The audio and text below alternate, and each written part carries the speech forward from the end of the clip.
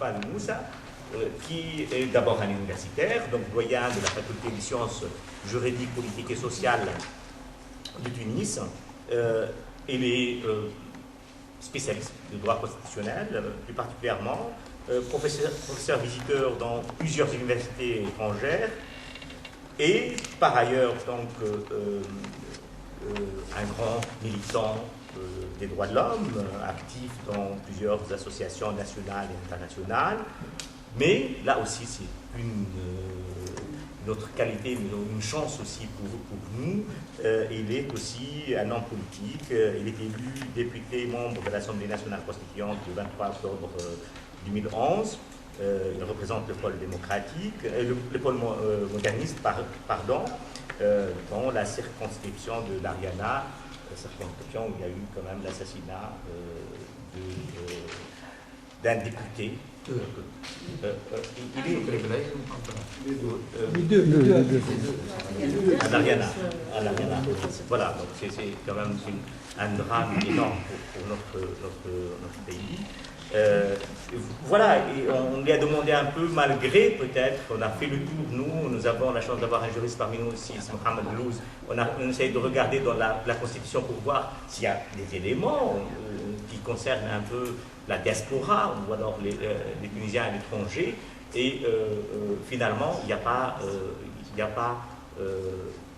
de référence directe, en tout cas, à cette diaspora, mais il y a eu un débat, Sifal Moussa hier soir nous a dit qu'il y a eu un débat même passionnant, très important, et il va essayer un peu de nous éclairer sur cette question-là et peut-être, pourquoi pas, nous conseiller pour voir dans quel sens on peut s'orienter pour, si on peut rattraper quelque chose, pourquoi pas. Voilà. Donc, merci, voilà. Merci, chers collègues, pour cette présentation. Permettez-moi tout d'abord de vous remercier pour cette invitation que vous m'avez faite, qui véritablement m'a permis de me retremper un peu par ce contact avec mes compatriotes qui sont à l'étranger, et que malheureusement je n'ai pas souvent l'occasion de me déplacer à l'étranger. Très très rarement je me déplace, tellement il y a des choses qui se succèdent et qui m'empêchent de le faire. Mais c'est avec un grand plaisir que je rencontre tous mes amis ici, et donc je me trouve vraiment extrêmement heureux de pouvoir m'adresser à eux et leur livrer un certain nombre de réflexions sur le thème que vous avez choisi, et qui est un thème quand même extrêmement intéressant. Moi j'arrive à la fin pour parler un peu de ce projet de constitution qui est entre nos mains, le projet qui a été établi par l'Assemblée nationale constituante, mais qui porte la date du 1er juin 2013. Donc ça c'est la dernière mouture. Nous allons donc prendre comme référentiel celui-là. Ça ne veut pas dire qu'il va être le dernier. Et peut-être que tout ce que j'ai pu entendre aujourd'hui, moi j'ai la conviction profonde qu'effectivement, actuellement, le projet de la Constitution, pratiquement, il est passé un peu avec une certaine facilité, un peu sur les exigences probablement d'une vision moderne de ce que doit être le statut du citoyen tunisien qui est à l'étranger. J'ai choisi moi-même l'intituler le statut du Tunisien à l'étranger. Cela veut dire d'abord que c'est un Tunisien qui a la nationalité tunisienne et qui se trouve à l'étranger, ou bien qui va aller à l'étranger, parce que ce n'est pas seulement quelqu'un qui est résident à l'étranger, mais tout Tunisien qui peut se déplacer à l'étranger. Vous voyez, cette relation entre le citoyen tunisien et l'étranger, elle prend des formes juridiques différentes. On a je suis ici à l'étranger, donc je suis un Tunisien à l'étranger. Ça n'a rien à voir avec ceux qui sont à l'étranger au titre de séjour prolongé, au titre... Alors on me dit que peut-être au fond, on entend bien, pas bien. Je dois voilà. L'avoir. Sinon on a tout ce qu'il faut, si ça ne vous dérange pas. On va, désolé de vous interrompre. Donc voilà, on est, si vous voulez bien accrocher ça quelque part. Juste ici. Alors on voit, ça devrait marcher. Vous pouvez... oui. Voilà.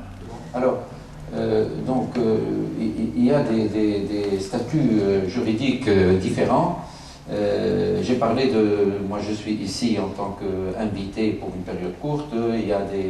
J'ai uniquement une nationalité qui est la nationalité tunisienne. Il y a des Tunisiens qui sont à l'étranger, qui ont une double nationalité. Tout à l'heure, il y avait ici un jeune homme qui m'a dit qu'il en avait 3. Il est belge, marocain et tunisien. Je lui ai posé la question envers quel pays vous êtes le plus loyal.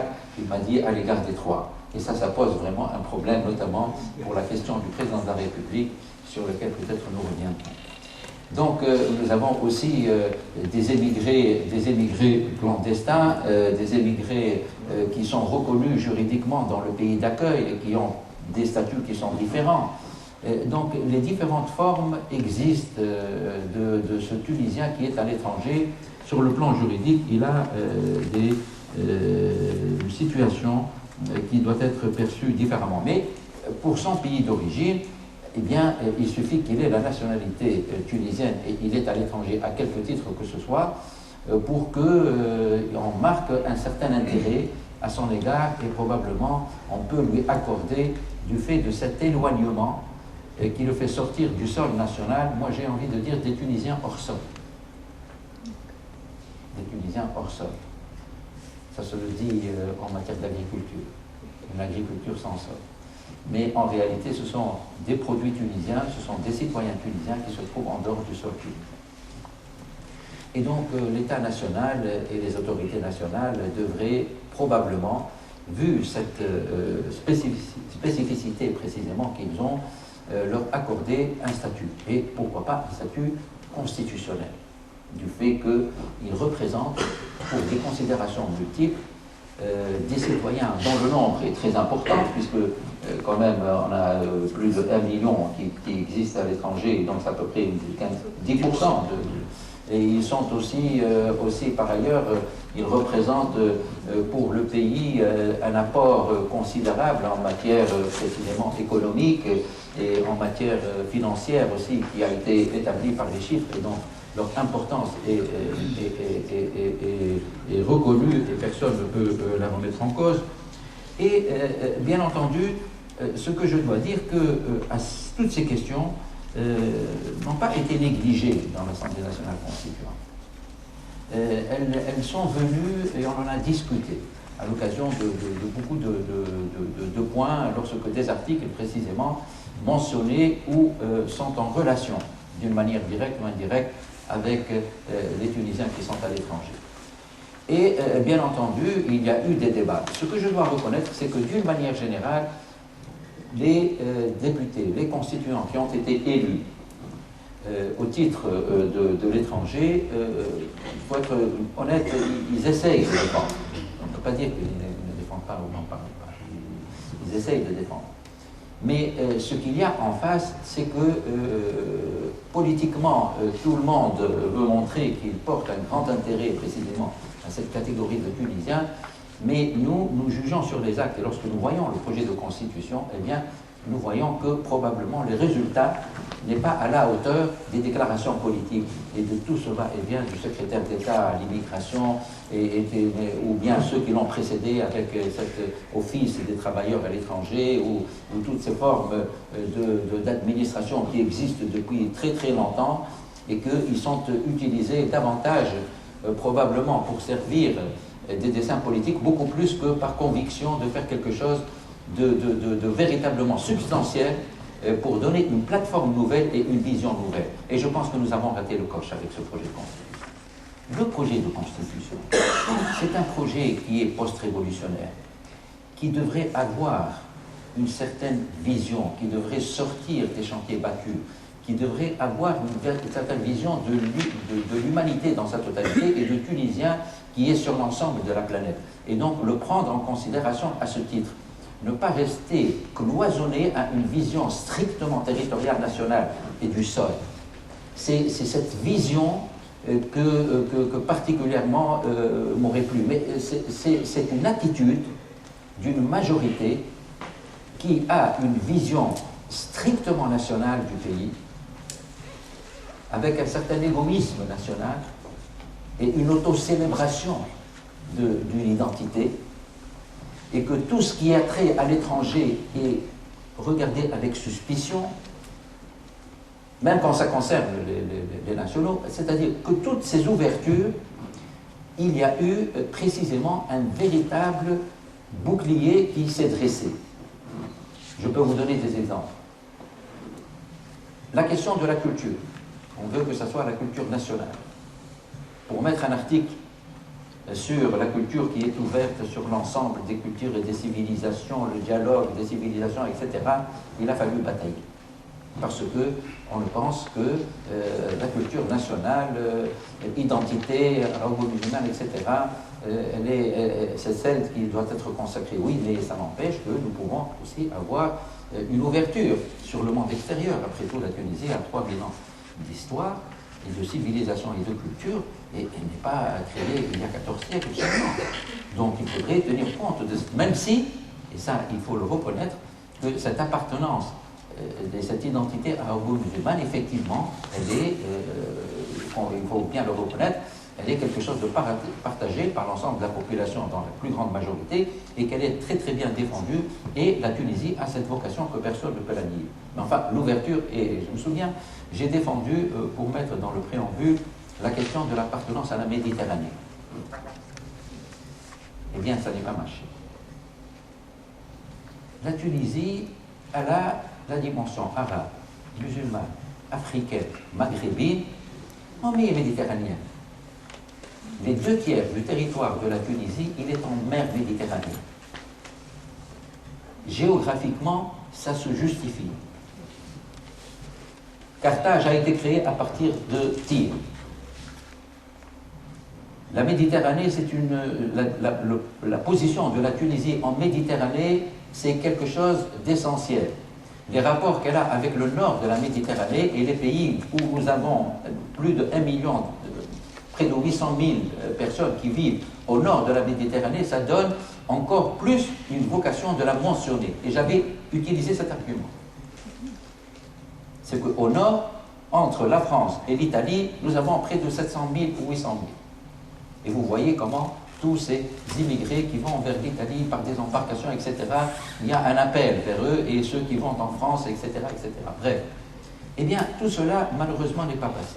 Alors, ça vous montre que la dimension intellectuelle et culturelle, c'est une dimension qui est plutôt fermée. C'est-à-dire qu'elle n'est pas véritablement ouverte. Et je crois que c'est ça la difficulté que nous avons eue dans l'établissement de cette constitution, dans ce projet de constitution. C'est qu'il n'y a pas eu cette vocation de voir large, de voir sur un plan universel. Nous l'avons vu au niveau des droits de l'homme, la mention de l'universalité des droits de l'homme. Vous vous souvenez, le grand débat, personne ne voulait en avoir. C'est-à-dire que c'est le national qui prime, etc. Et donc, ça se répercute. Alors, vous allez me dire, oui, mais ça on parle de nationaux, on parle des Tunisiens qui ont la nationalité.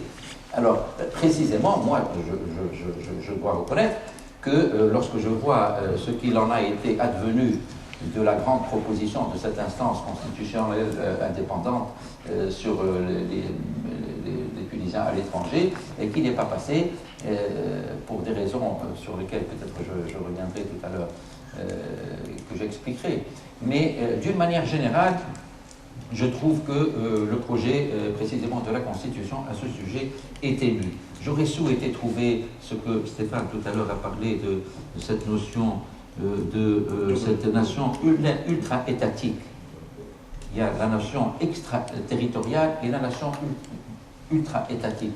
J'aurais bien voulu trouver un peu un article qui équivaut à l'article 2 de la Constitution irlandaise, ou à ce qu'il y a dans la Constitution arménienne, ou à la Constitution indienne. C'est-à-dire que c'est ça la vocation de la Tunisie, c'est son ouverture. On aurait mentionné cela, on aurait donné l'image du pays qui est ouvert, qui ne néglige pas son histoire. Maintenant, on néglige notre histoire et notre géographie en même temps. Voilà un peu la situation et la vision qui est dans ce projet de constitution et que je regrette amèrement. Parce que nous n'avons réussi à faire passer un certain nombre de dispositions d'ouverture qu'après moult de débats et après un véritable combat sur différents chapitres. Alors, ceci pour vous dire que on était, les étrangers, les Tunisiens à l'étranger, précisément au cœur de ce débat. Ceci étant, tout le monde défend les immigrés. Tout le monde défend les Tunisiens à l'étranger. Tout le monde veut leur accorder le régime. Mais sans que cela ne puisse être forcément constitutionnalisé. On peut créer des institutions, on peut prendre des lois, on peut faire un régime FCR avantageux, on peut dédouaner certaines marchandises qui sont entrées par nos concitoyens qui sont à l'étranger quand ils rentrent en été. On peut, par exemple, donner ici et là quelques avantages. Une voiture, nous avons voté dans un article sur la loi de finances de 2013 qui permettait de faire entrer des voitures vieilles de 6 ans. Voilà, un avantage considérable. Et ça a été défendu par précisément les députés de l'étranger. Et ils voulaient faire ce geste pour les voitures utilitaires, parce que c'est un nombre d'années qui était beaucoup moins, etc. Et donc ça a été vraiment... Alors, vous voyez un peu, c'est-à-dire que la question, c'est par des avantages comme ça, ici et là, qui sont donnés en faveur de la législation et de la réglementation. Et c'est comme ça que c'est perçu la question du rapport avec les Tunisiens à l'étranger. Il n'y a pas dans la Constitution plus que cela. Alors, maintenant, le problème qui se pose, mais quel est le souci? Qu'est-ce qu'on souhaiterait avoir? Est-ce qu'on souhaiterait que dans la Constitution, on met des dispositions qui seraient valorisantes pour les Tunisiens qui se trouveraient à l'étranger, qui vivraient à l'étranger, quel que soit, bien entendu, leur statut? Qu'ils aient la double nationalité ou qu'ils vivent à l'étranger pour des périodes plus ou moins courtes, etc., etc. Donc toute cette catégorie qui sont de l'immigration, les deuxièmes générations, mais bon, l'essentiel c'est qu'ils aient la nationalité telle que nous l'avons vu, même s'ils la partagent avec une autre nationalité. Alors, pour résumer un peu et aller directement dans le dispositif constitutionnel, je dois dire que finalement, qu'est-ce qu'on trouve? On trouve d'abord que le citoyen tunisien, il est pratiquement dans un régime communautaire, c'est-à-dire un régime et un statut unifié. C'est-à-dire, le citoyen dont on parle dans la Constitution, on ne fait pas de distinction entre un citoyen qui est strictement national avec une seule nationalité ou qu'il a une double nationalité, qu'il vit à l'étranger ou qu'il vit à l'intérieur. C'est-à-dire, le citoyen est du pareil au même. Et donc, finalement, tant qu'il est sur le sol tunisien, il a la nationalité, il a l'égalité parfaite avec tous les citoyens. Ce qui manque précisément, c'est que fallait-il qu'on ajoute quelque chose pour faire un peu ce qu'on appellerait une discrimination positive à l'égard précisément des citoyens tunisiens qui sont à l'étranger. C'est ça le problème. Fallait-il que nous mettions en place une vision qui nous rappelle les démonstrations qui ont été faites sur la diaspora? Introduire la notion même de diaspora dans le projet de constitution, pour montrer que la Tunisie, elle est au-delà de son sol, elle est éparpillée, elle est dispersée, pour reprendre, etc., sur l'ensemble de la planète. Ça donnera une vision de la Tunisie beaucoup plus conquérante, beaucoup plus ambitieuse, beaucoup plus ouverte. Voilà les choses qui auraient pu être, par exemple, inscrites dans le préambule de la Constitution, au moins à titre Mais ces idées-là, précisément, je peux vous garantir, je peux vous dire qu'il y a un obstacle à cette vision de la Tunisie qui soit véritablement très ouverte vers l'extérieur. Il y a une dimension très nationale qui est prédominante dans l'appréciation.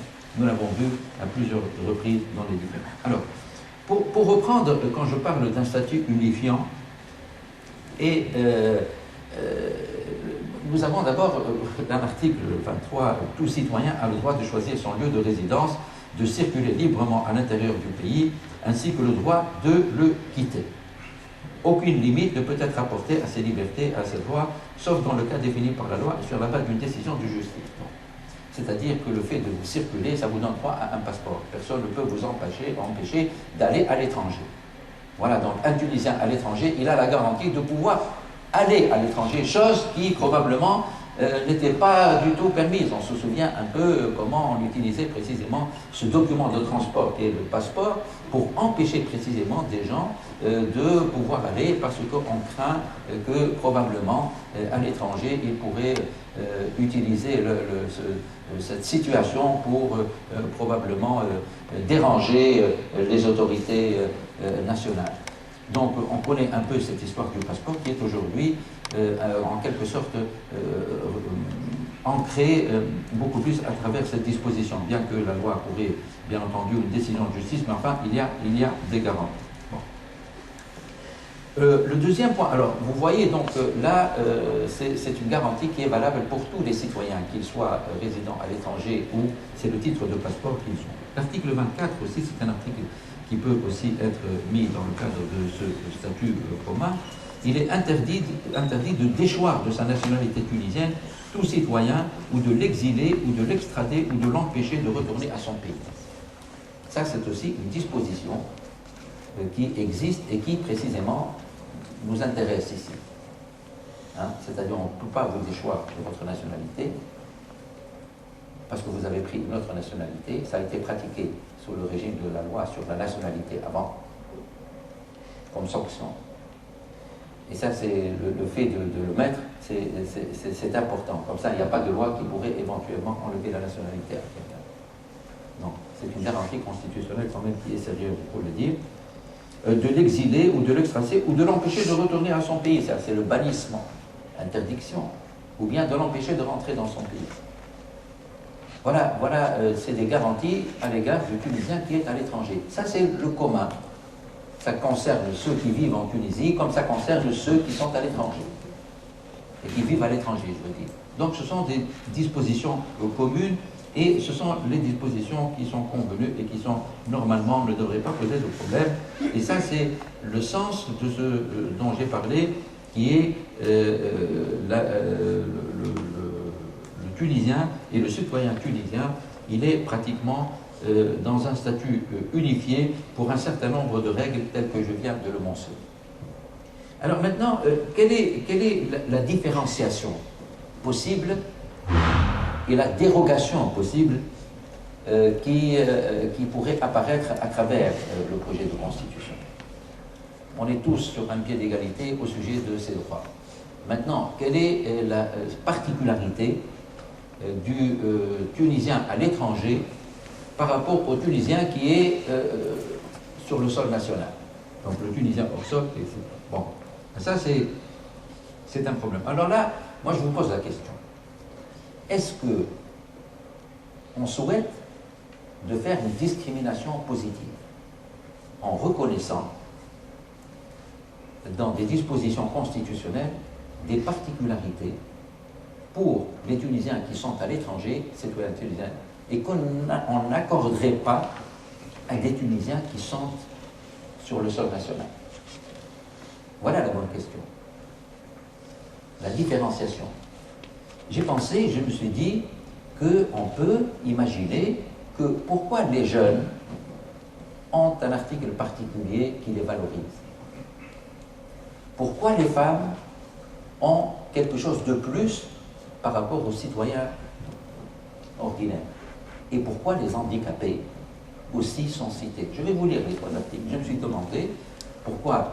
Je ne veux pas dire que, bien entendu, il ne faut pas penser que par cette discrimination positive, nous allons aligner les Tunisiens à l'étranger sur les handicapés, sur les jeunes ou sur les femmes. Non, mais c'est tout simplement pour dire que qu'est-ce qui empêcherait de penser qu'on peut imaginer une disposition ou un article qui procède de la même logique parce que, après tout, ils ont probablement quelque chose de particulier.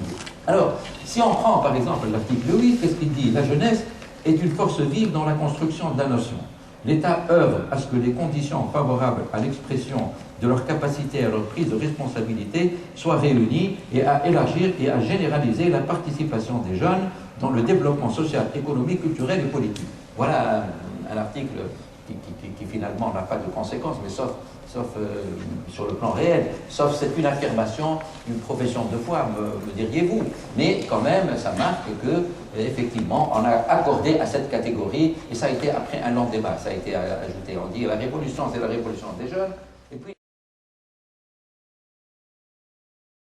pas comme ça, d'une manière précise, dans un dispositif de la Constitution. Alors, on a introduit, etc. Donc, la défense des jeunes a entraîné cet article. La défense des femmes a entraîné l'article 45. L'État garantit la protection des droits de la femme et soutient ses acquis. L'État garantit l'égalité des chances entre la femme et l'homme pour assumer les différentes responsabilités. L'État prend les mesures nécessaires afin d'éliminer la violence à l'égard de la femme. Il suffit tout simplement d'enlever la femme, mettre à l'égard du Tunisien à l'étranger, la violence. Ou bien toutes les autres. On peut imaginer des formules comme ça pour marquer qu'effectivement, comme un article de base et de principe. Voilà pour les femmes, elles ont été servies. Maintenant, l'État protège, l'article 47, les personnes handicapées de toute forme de discrimination. Chaque citoyen handicapé a le droit de bénéficier, selon la nature de son handicap, de toutes les mesures qui lui garantissent une pleine intégration dans la société. Voilà donc une autre catégorie de citoyens. Pour le particularisme de leur situation, on leur a reconnu un statut particulier. Bon, on peut imaginer, je ne sais pas qu'est-ce que vous en pensez, de mettre un article comme ça général qui concerne des Tunisiens à l'étranger, où on peut le formuler pour l'ajouter peut-être dans les principes généraux, ou bien dans les droits et libertés, le chapitre, parce que ça c'est le chapitre de droits et libertés, pour marquer qu'effectivement ils ont précisément vocation à ce qu'ils soient traités d'une manière qui ne soit pas la même à l'égard de tout le monde, parce qu'ils ne sont pas du tout dans la même situation. Je n'entrerai pas dans les détails de cette question. On peut concevoir tout à fait qu'ils ont quelque chose de dérogatoire dans l'appréciation générale. Alors, le différencié qu'il y a dans le statut de la Constitution, il est dévalorisant. Quand on a fait de la discrimination, pas de la discrimination positive, mais c'est devenu une discrimination négative. C'est notamment l'article 73 sur la candidature à la présidence de la République, qui est un droit pour toute électrice et pour tout électeur jouissant de la nationalité tunisienne par naissance de religion musulmane. Le jour de dépôt de sa candidature, le candidat ne doit porter aucune autre nationalité et être âgé de 40 ans. Aucune autre nationalité. Alors, un Tunisien qui a une double nationalité, il n'a pas vocation à se présenter à la présidence de la République. Et ça a été très très critiqué. Cette disposition a été très très critiquée. Et elle a été critiquée par ceux qui ont des candidats potentiels qui ont la double nationalité. Mais chez tous les autres, je peux vous le garantir, je peux vous le dire, ils ne sont pas chauds pour cette idée. Parce que c'est une question de loyauté. On ne peut pas imaginer un président de la République qui puisse avoir deux nationalités.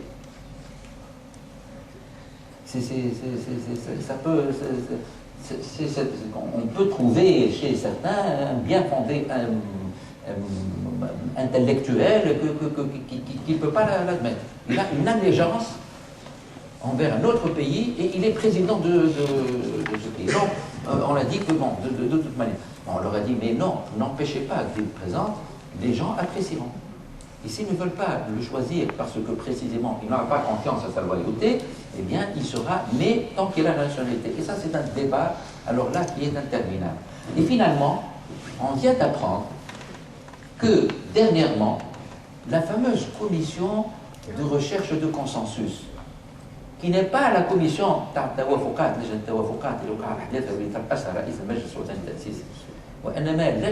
c'est une commission qui a été créée au moment où les travaux sont suspendus par quelques personnes et qui ont décidé de proposer des changements et des amendements à ce projet. Et parmi les amendements qu'ils ont proposés, c'est précisément au chef, au candidat, si jamais il est élu, il doit se défaire de sa deuxième nationalité. Donc il y a un changement, c'est-à-dire il se présente d'abord, et puis si jamais il est élu avec la double nationalité, mais il n'empêche, c'est-à-dire qu'il n'aura pas à se défaire de sa nationalité avant de se présenter sa candidature. Voilà une avancée pour régler ce problème de loyauté. Donc ça a été fait au mois de juillet, quoi. Après le... C'est au mois de juillet. Oui, c'est après le retrait. Non, mais ce que je vous dis ici n'a aucune...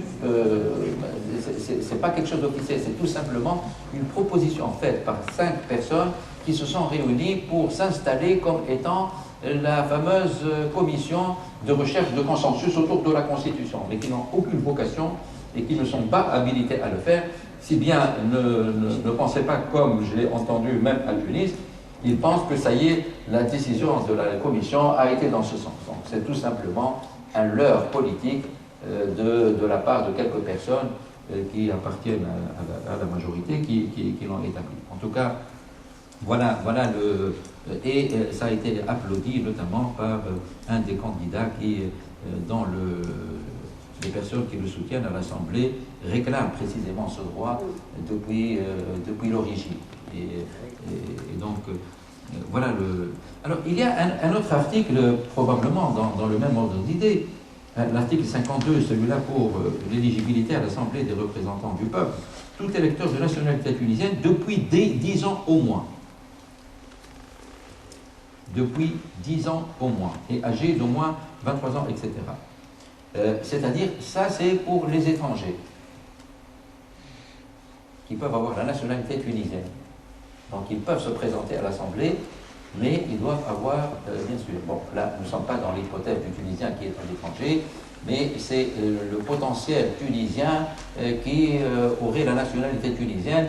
Il a la nationalité tunisienne, mais il ne peut se présenter que s'il a précisément une dizaine d'années. Bon.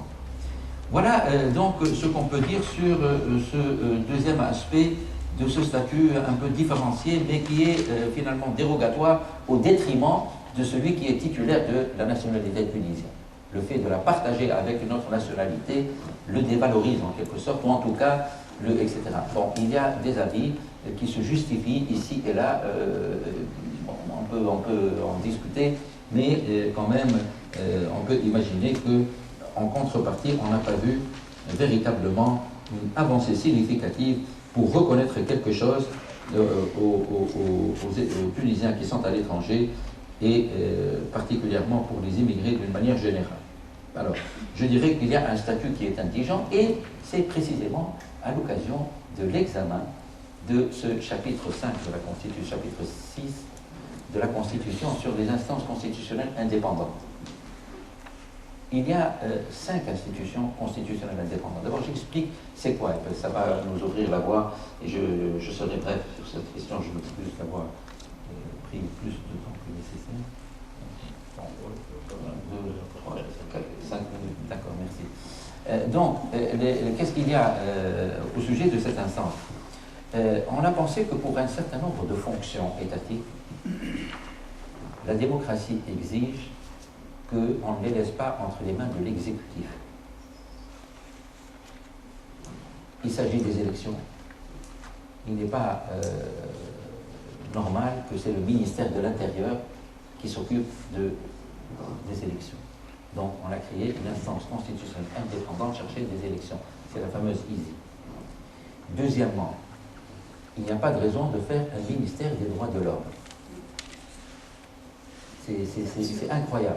C'est-à-dire, nous, déjà, les droits de l'homme, on est en train de les défendre contre le pouvoir, et le pouvoir, il nous met un ministère qui est issu de lui pour protéger les droits de l'homme. Ça n'a pas de sens. Donc, il faut une instance constitutionnelle indépendante chargée de la protection des droits de l'homme. Troisième chose, c'est la question de la gouvernance et de la lutte contre la corruption. La gouvernance et la lutte contre la corruption, c'est aussi une question qui ne relève pas de... Nous avons un ministère chargé de la lutte contre la corruption et de la gouvernance actuellement. Ce n'est pas son affaire, au contraire. Nous, on est en train précisément de chercher les fauteurs et de chercher ceux qui précisément pourraient commettre précisément des délits qui pourraient être préjudiciables aux finances publiques notamment. Et donc, pour cela, il faudrait le mettre en dehors précisément du gouvernement. D'où une instance constitutionnelle indépendante. Et puis, il y a une autre instance, une dernière instance, c'est celle du développement durable et de la protection des générations futures. Ça aussi, il faudrait qu'il y ait une instance qui ne soit pas gouvernementale, qui ne soit pas... Parce que le gouvernement, il essaye de régler des problèmes au jour le jour ou pour des périodes courtes tant qu'il est au pouvoir. Et donc, il peut compromettre l'avenir du pays parce qu'il peut obtenir des résultats immédiats, même si c'est au détriment du développement durable et des générations futures. Et c'est pour cela qu'il faudrait que ce secteur soit tiré et enlevé au pouvoir et le laisser à ces instances constitutionnelles indépendantes. Ces instances constitutionnelles indépendantes œuvrent au renversement de la démocratie. Elles sont dotées de la personnalité juridique et de l'autonomie financière et administrative. Elles sont élues par l'Assemblée du peuple à laquelle elles présentent le rapport annuel et devant laquelle elles sont responsables. Tous les organes de l'État se doivent de leur porter assistance dans la réalisation de leur mission. La loi fixe la composition de ces instances. Voilà les instances constitutionnelles indépendantes. Alors, la composition, ce sont des champs qui sont véritablement indépendants, qui sont choisis en fonction de leur connaissance, de leur vocation, de leurs compétences, de la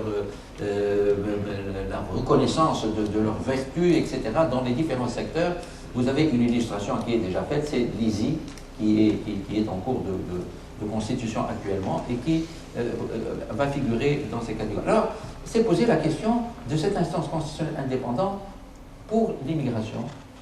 Le mot, vous cherchez un autre nom, les Tunisiens à l'étranger, etc. Et on a demandé, Nadia, elle a beaucoup défendu, on peut reconnaître, elle a défendu bec et ongle précisément, elle a été défendue aussi par d'autres, pour dire la vérité, les députés qui sont élus hors sol, comme on dit. Et donc, mais finalement, il n'est pas allé loin. Il n'est pas allé loin. Il a tenu. Il y avait. Pourquoi? Parce qu'il y avait 26 propositions d'instances constitutionnelles indépendantes. Dans des secteurs différents, dans la culture, dans l'éducation, dans la recherche scientifique. Tout le monde veut cette année qu'il n'y aura plus d'État. Il n'y aura plus de gouvernement, il n'y aura plus d'État. Tous les ministères que vous voyez veulent être transformés par des instances constitutionnelles indépendantes qui sont gérées par des gens d'experts, des gens de la société civile, de toute cette composition démocratique, etc., élus, etc., etc. Donc c'est parti un peu dans tous les sens. Si bien mettre 5 et en ajouter d'autres, et quand vous ajoutez d'autres, vous avez d'autres qui vont vous dire « Ah, vous avez ajouté celle-là, donc vous devez ajouter la mienne. » Et chacun peut justifier. Alors, finalement, ce qui a été retenu, c'est celle qui œuvre au renforcement de la démocratie. Bon. C'est-à-dire la vocation des instances constitutionnelles indépendantes, c'est-à-dire sa vocation est précisément l'œuvre pour la démocratie. Élections, droits de l'homme, lutte contre la corruption, gouvernance, développement durable, les générations futures, c'est une forme aussi de démocratie. Bref, c'est un peu ça qui a fait. Et donc, il y a eu alors le Conseil supérieur islamique aussi qui devait être mis dans cette catégorie et qui finalement n'est pas passé, à l'heure actuelle du moins. Il y avait d'autres sur la recherche, sur l'éducation, sur la culture, etc., qui ne sont pas aussi passés en gardant précisément un critère qui est celui qui œuvre pour la promotion de la démocratie. Ceux qui ne sont pas dans cet esprit, eh bien, ça fait un peu de trou. À ce moment-là, vous ne pouvez plus arrêter la liste et ça crée des conflits entre les groupes parlementaires. Chacun essaye de faire passer son instance constitutionnelle indépendante et à force d'en faire, probablement, il n'y aura plus de gouvernement, il n'y aura plus de ministère. On va se demander quelle est la vocation précisément de ces instances, etc. Voilà un peu, alors c'est un peu voilà ce qu'il y a dans ce projet de constitution sur ce qui pourrait toucher d'une manière directe ou d'une manière indirecte les étrangers, les Tunisiens à l'étranger. Et il y a juste une dernière mention par laquelle je voudrais terminer, c'est l'article 25. Le droit d'asile politique est garanti conformément à la loi. Il est interdit de livrer les personnes qui bénéficient de l'asile politique. Alors là, bien entendu, c'est vraiment j'inverse.